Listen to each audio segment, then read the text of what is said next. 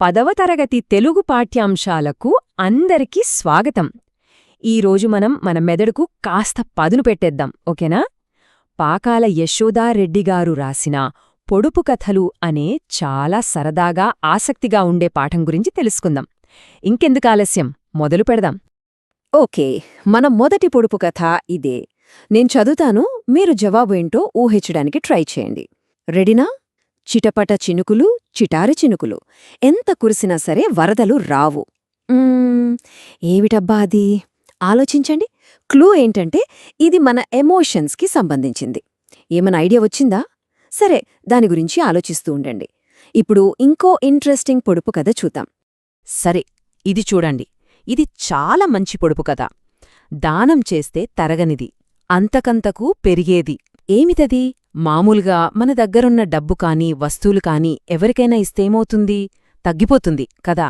కాని ఇదంటా పంచే కొద్దీ పెరుగుతుందట. భలే ఉంది కదా. ఏంటది? కాస్త గట్టిగా ఆలోచించండి చూద్దాం. దొరికిందా సమాధానం? ఎస్, జవాబు విద్య. ఎంత అద్భుతంగా ఉంది కదా ఈ సమాధానం. మీలో ఎంతమంది కరెక్ట్గా గెస్ చేశారు? సరే, ఒకవేళ కన్ఫ్యూజ్ అయినా పర్లేదు. ఇప్పుడు విద్య అనే జవాబు దీనికి ఎలా సరిగ్గా సరిపోతుందో వివరంగా చూసేద్దాం. చూడండి, విద్య అనేది ఎందుకు కరెక్ట్ అంటే దాన్ని మనం ఇంకొకరికి చెప్పిన కొద్దీ మనకు ఇంకా బాగా వస్తుంది. అంటే మన జ్ఞానం పెరుగుతుంది తప్ప అస్సలు తగ్గదు. ఉదాహరణకి, మీ ఫ్రెండ్కి ఏదైనా ఒక లెక్క అర్థం కాలేదనుకోండి. మీరు దాన్ని ఎక్స్ప్లెయిన్ చేస్తే ఏమవుతుంది? తనకి అర్థమవ్వడమే కాదు, ఆ కాన్సెప్ట్ మీకు ఇంకా బాగా రిజిస్టర్ అయిపోతుంది. కరెక్టే కదా. అందుకే అంటారు, విద్య అనేది దానం చేస్తే తరగనిది, పైగా అంతకంతకు పెరిగేది అని. సరే, ఈ పొడుపు కథలు చాలా బావున్నాయి కదా. కానీ అసలు మనకి ఈ పాఠం ఎందుకు పెట్టారు? దీని వెనకున్న ఉద్దేశమేంటి? అది తెలుసుకుందామిప్పుడు. ఈ పాఠం యొక్క మెయిన్ పాయింట్ ఏంటంటే, ఒక పుస్తకానికి రాసే ముందు మాట గురించి మనకు పరిచయం చేయడం. అంటే ఒక సినిమాకు ట్రైలర్ ఎలాగో, ఒక పుస్తకానికి ముందు మాట అలా అన్నమాట.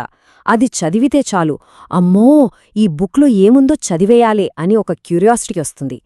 ఆ ముందు మాట ఎలా ఆసక్తిని పెంచుతుందో తెలియజేయడమే ఈ పాఠం ఉద్దేశం. మనము ముందు మాట అంటున్నాం కదా, దానికి ఇంకో మంచి సాహిత్య పదం ఉంది. అదే పీఠిక. సో ఇకపై మనం పీఠిక అనే పదాన్నే వాడదాం. అసలు ఈ పీఠిక అంటే ఏంటో ఇప్పుడు డీటెయిల్డ్గా చూద్దాం. సింపుల్గా చెప్పాలంటే పీఠిక అంటే ఒక పుస్తకానికి రాసే ఇంట్రడక్షన్. పుస్తకంలో అసలు విషయం స్టార్ట్ అవ్వకముందే ఇదుంటుంది. దీన్ని ఆ పుస్తకం రాసిన రచయిత రాయొచ్చు, లేదా వేరే ఎవరైనా పెద్దవాళ్లు రాయొచ్చు. ఇందులో ఏముంటుందంటే, అసలు ఈ పుస్తకం ఎందుకు రాశారు, దీని బ్యాక్గ్రౌండ్ ఏంటి, ఇందులో చదవబోయే విషయాలేంటి, ఇలాంటివన్నీ వివరిస్తారన్నమాట. ఒక రకంగా చెప్పాలంటే పుస్తకంలోకి వెళ్లే ముందు మనకు దారి చూపే ఒక గైడ్ లాంటిది ఈ పీఠిక. ఇక ఎగ్జామ్స్ పాయింట్ ఆఫ్ వ్యూలో ఇది చాలా చాలా ఇంపార్టెంట్. పీఠికకు కొన్ని వేరే పేర్లు కూడా ఉన్నాయి. వాటన్నిటికీ అర్థం ఒక్కటే. అవేంటంటే ముందుమాట, భూమిక, తొరిపలుకు, మున్నుడి, ఆముఖం, ఇంకా ప్రస్తావన. ఈ పదాలన్నీ గుర్తుపెట్టుకోండి. ఎగ్జామ్లో ఏ పదమిచ్చినా దాని అర్థం పీఠిక లేదా ముందుమాట అని గుర్తుంచుకుంటే చాలు, కంగారు పడాల్సిన అవసరం లేదు. ఇప్పుడొక సూపర్ ఇంట్రెస్టింగ్ విషయం చెప్పనా? మనమిప్పుడు చదువుకుంటున్న ఈ పొడుపు కథలు అనే పాఠం ఉంది గదా, అది నిజానికి ఒక పీఠిక. అవును, మీరు విన్నది కరెక్టే.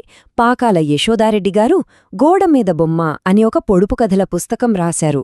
ఆ పుస్తకానికి ఆమె రాసుకున్న ముందు మాటనే మనకు ఇక్కడ పాఠంగా ఇచ్చారు. ఎంత బాగుంది కదా.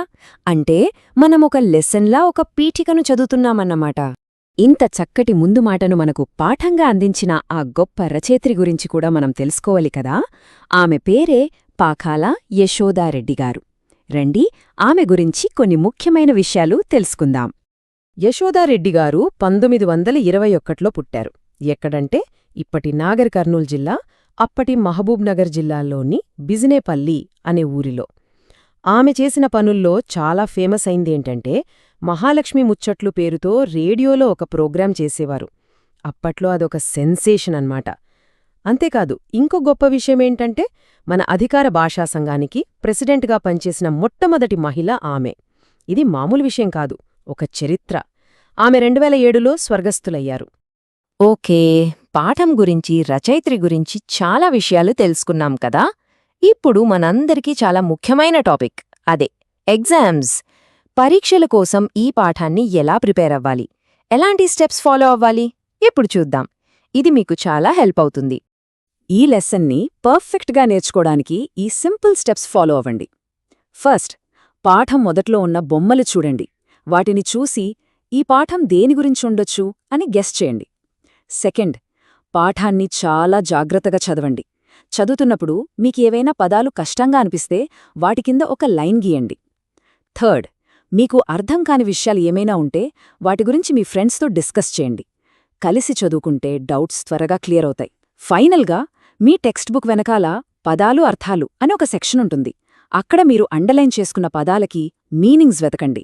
ఈ పద్ధతి ఫాలో అయితే పాఠం మొత్తం మీ మైండ్లో ప్రింట్ అయిపోతుంది.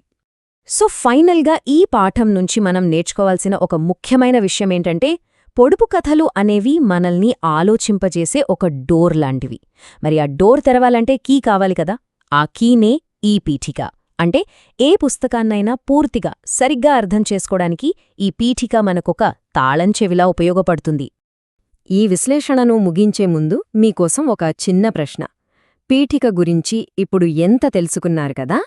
ఇక నుంచి మీరేదైనా కొత్త పుస్తకం చదవడం మొదలుపెట్టే ముందు అందులో మొట్టమొదట ఏ పేజీ కోసం వెతుకుతారు? తప్పకుండా ఆలోచించండి. ఈ పాఠం మీ పరీక్షలకు బాగా హెల్ప్ అవుతుందని నమ్ముతున్నాను. All the best.